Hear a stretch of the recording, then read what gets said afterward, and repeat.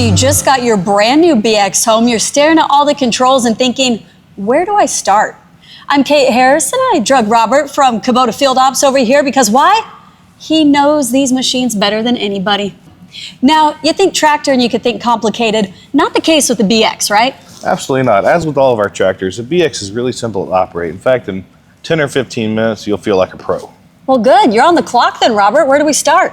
All right, well, let's start with basic operation. First thing you always want to do is make sure your ROPS is up and fastened so that way it can protect you, because safety first.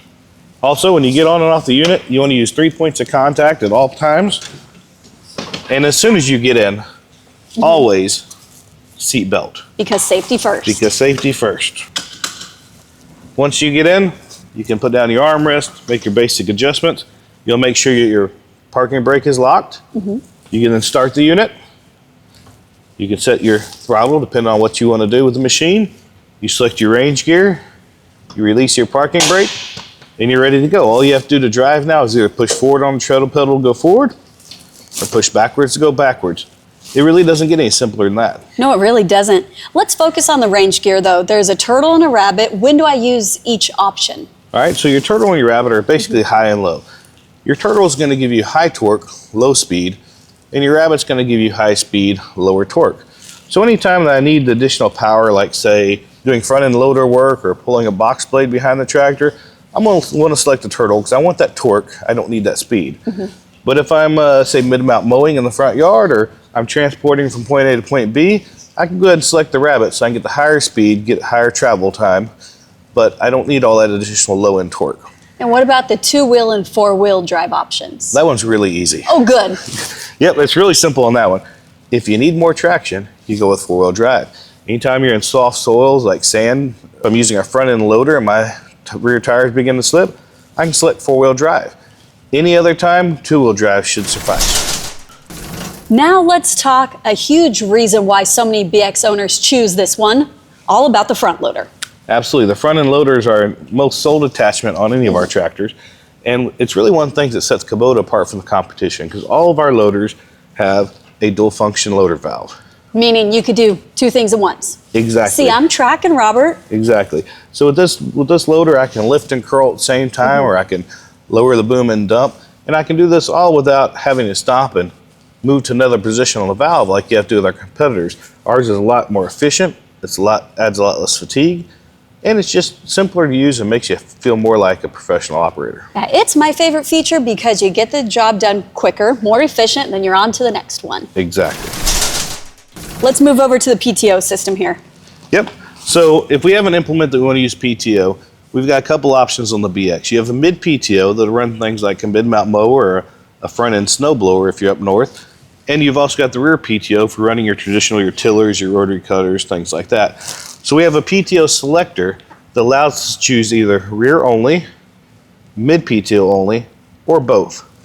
So once I'm on the unit, I'm running the unit, I've got my implement attached, all that's happened, and I decide first off, what do I want to run, my rear PTO or my mid PTO? I use this lever to select that, and then I'm ready to go. Now I can engage it? Almost. Just remember, before you engage your PTO, you always want to bring your throttle down to about half level.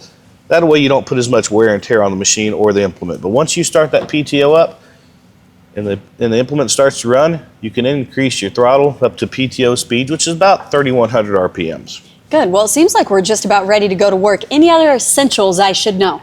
I'd like to talk a little bit about comfort if we could. Oh, we like comfort. Absolutely.